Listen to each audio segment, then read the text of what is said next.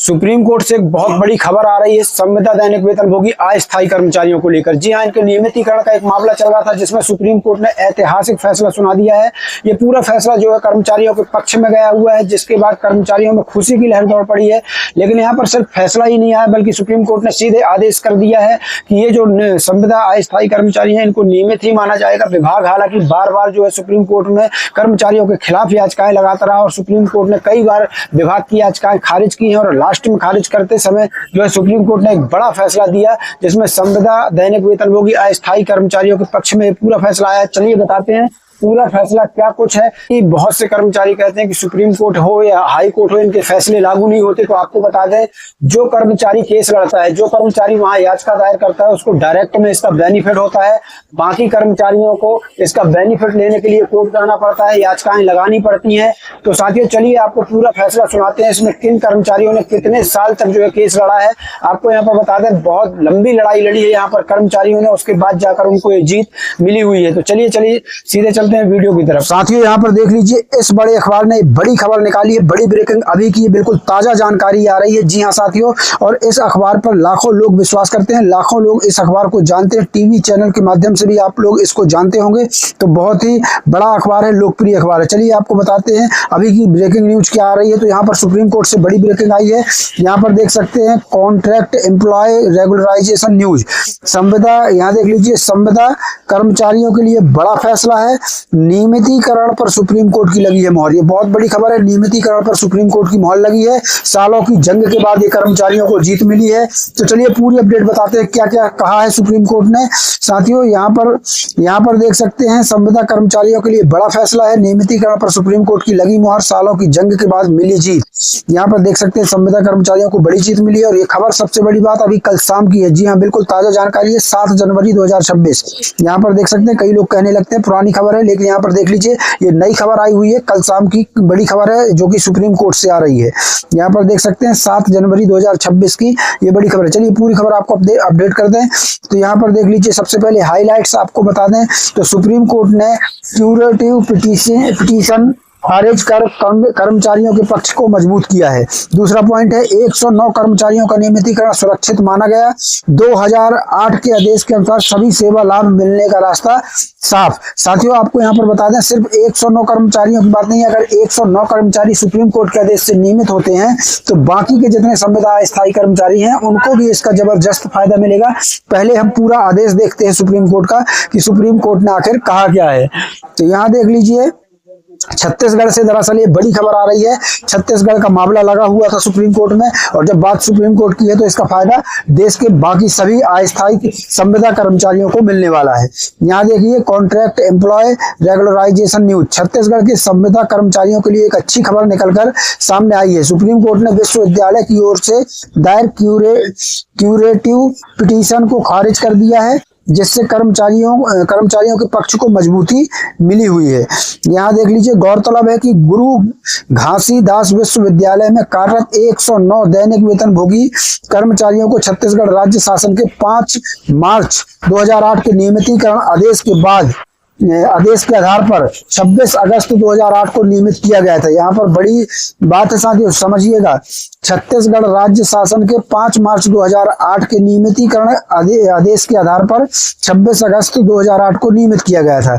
इसके बाद क्या होता है, इसके पश्चात 15 जनवरी 2009 को गुरु घासीदास विश्वविद्यालय केंद्रीय विश्वविद्यालय बना और सभी 109 कर्मचारी नियमित कर्मचारी के रूप में केंद्रीय विश्वविद्यालय का हिस्सा बन गए। अब आगे क्या होता है वो देख लीजिए। तो यहाँ पर देख लीजिए, नियमितीकरण के आदेश में यहाँ पर देखिएगा, नियमितीकरण आदेश के अनुपालन में कर्मचारियों ने कार्य प्रारंभ किया और 31 मार्च 2009 तक 8,209 रुपए वेतन प्राप्त किया। इसके बाद अचानक बिना किसी पूर्व सूचना या नोटिस के उनका वेतन वापस ले लिया गया। यहाँ पर ये बड़ी बात है साथियों कि बिना किसी पूर्व सूचना या नोटिस के उनका वेतन जो है वापस ले लिया गया और अप्रैल 2009 से कलेक्टर दर पर भुगतान किया जाने लगा। यहाँ पर देखिएगा, एक एक चीज समझिएगा। अप्रैल 2009 से इनको कलेक्टर दर पर इनका भुगतान किया जाने लगा। इस कार्रवाई को चुनौती देते हुए कर्मचारियों ने छत्तीसगढ़ उच्च न्यायालय में रिट याचिकाएं दायर की। तो इस जो कार्रवाई हुई प्रशासन की, तो इस कार्रवाई को चुनौती देते हुए छत्तीसगढ़ के तमाम संविदा दैनिक वेतनभोगी कर्मचारी कहाँ पहुंच जाते हैं? उच्च न्यायालय पहुंच जाते हैं। उच्च न्यायालय में रिट याचिकाएं दायर कर दी। इसी दौरान विश्वविद्यालय द्वारा 19 फरवरी 2010 के आदेश के माध्यम से कर्मचारियों के नियमितीकरण को पूर्व प्रभाव से रद्द भी कर दिया गया। तो यहाँ पर देख लीजिए, यहाँ पर जो है 19 फरवरी 2010 के आदेश के माध्यम से जो विश्वविद्यालय है उसने कर्मचारियों के नियमितीकरण को पूर्व प्रभाव से रद्द कर दिया। इस आदेश को भी याचिकाकर्ताओं ने उच्च न्यायालय में चुनौती दे दी। जब उनका नियमितीकरण रद्द किया गया तो इस आदेश को भी जो है यहाँ पर कर्मचारियों ने उच्च न्यायालय में जो है वो चुनौती दे दी। तो यहाँ पर देखिए आगे क्या कुछ आया। गुरु घासीदास विश्वविद्यालय को बड़ा झटका लगा। जब केस चला, सुनवाई हुई कोर्ट में, तो क्या हुआ? छत्तीसगढ़ उच्च न्यायालय की सिंगल बेंच ने 6 मार्च 2023 को महत्वपूर्ण आदेश पारित करते हुए कहा कि 19 फरवरी 2010 का आदेश विधि संगत नहीं है और इसे निरस्त किया जाता है। याचिकाकर्ता विश्वविद्यालय के नियमित कर्मचारी माने जाएंगे और उनका नियमितीकरण एक्ट 2009 की धारा 4D के अंतर्गत सुरक्षित रहेगा। तो साथियों यहाँ पर देख लीजिए, 6 मार्च को ये फैसला आता है, 6 मार्च 2023 को। अब आप सोचिए कि 6 मार्च 2023 को फैसला आता है और इनको करीब आपको बता दें 12 से 13 साल इन्होंने केस लड़ा। तो यहाँ पर कोर्ट में लंबी लड़ाई के बाद इनकी जीत हुई है। तो 6 मार्च 2023 को सिंगल बेंच ने फैसला सुनाया कि जो 19 फरवरी 2010 को कर्मचारियों का नियमितीकरण कैंसिल किया गया था, रद्द किया गया था, वो न्याय संगत नहीं है। इनका नियमितीकरण रहेगा और ये नियमित कर्मचारी माने जाएंगे और उनका नियमितीकरण एक्ट 2009 की धारा 4D के अंतर्गत सुरक्षित रहेगा। ये कोर्ट ने सुनाया फैसला। यहाँ पर आगे देख लीजिए, एक एक चीज आपको समझना जरूरी है। वे 26 अगस्त 2008 के आदेश के अनुसार सभी सेवा लाभ पाने के हकदार होंगे, कोर्ट ने कहा। इसके साथ ही सभी रिट याचिकाएं स्वीकार कर ली गई। सिंगल बेंच के आदेश को चुनौती देते हुए गुरु घासीदास केंद्रीय विश्वविद्यालय ने रिट अपीलें दायर की।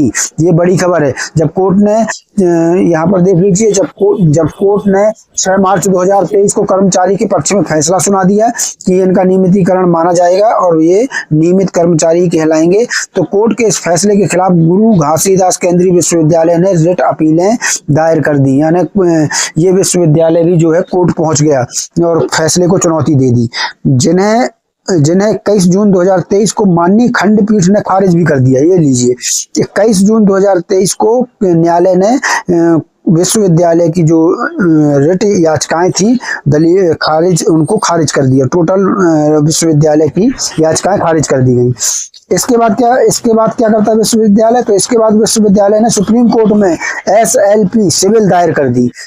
यानी विश्वविद्यालय ने पीछा नहीं छोड़ा। इसके बाद सुप्रीम कोर्ट विश्वविद्यालय पहुंच गया और वहां पर जाकर सिविल दायर कर दी, जिसे 15 मई 2024 को खारिज कर दिया गया। ये लीजिए, यहाँ पर भी सुप्रीम कोर्ट ने खारिज कर दी इनकी सिविल, तब 15 मई 2024 को खारिज कर दी गई।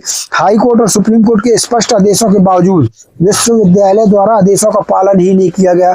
यहाँ पर हाई कोर्ट और सुप्रीम कोर्ट दोनों ने आदेश दे दिया कि ये कर्मचारी जो संविदा दैनिक वेतनभोगी कर्मचारी हैं, ये नियमित ही माने जाएंगे। उन आदेशों के बावजूद भी विश्वविद्यालय द्वारा आदेशों का पालन नहीं किया गया।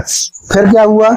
इस पर कर्मचारियों ने अवमानना याचिका दायर कर दी। इस पर फिर कर्मचारी चले गए कि भैया विश्वविद्यालय तो हमारा नियमितीकरण मान ही नहीं रहा है, आपके आदेशों का पालन ही नहीं कर रहा है। तो कर्मचारी फिर कोर्ट पहुंच जाते हैं, जिस पर विश्वविद्यालय के कुलपति, कुल सचिव और MHRD के सचिव को नोटिस जारी कर दिया गया। यहाँ पर सुप्रीम कोर्ट ने उठाकर सबका नोटिस जारी कर दिया।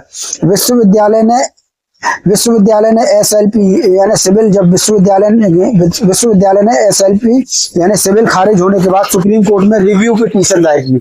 देखिए विश्वविद्यालय भी कितना पीछे पड़ा है। यहाँ SLP यानी सिविल खारिज होने के बाद सुप्रीम कोर्ट में फिर पहुंच गया विश्वविद्यालय और पिटीशन दायर कर दी। इस बार जिसे भी न्यायालय ने खारिज कर दिया, उसको भी यहाँ पर सुप्रीम कोर्ट ने खारिज कर दिया। ये बहुत बड़ी बात है।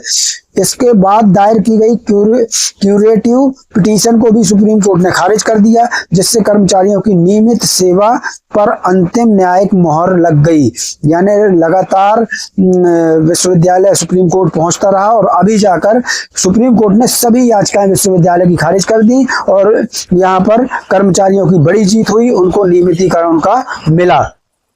यहाँ पर ये बड़ी बात है साथियों जो मैंने आपको बताई है, बड़ा फैसला है और ये अभी की ताजा अपडेट आई हुई है। अब अगर आप भी चाहते हैं, आप किसी भी राज्य के हों, किसी भी स्टेट, किसी भी जिले के हों, अगर आप भी चाहते हैं कि आपको इस प्रकार का फायदा मिले तो आपको भी इसके लिए देखिए डायरेक्टली फायदा तो उसी को मिलेगा जो कोर्ट जाएगा।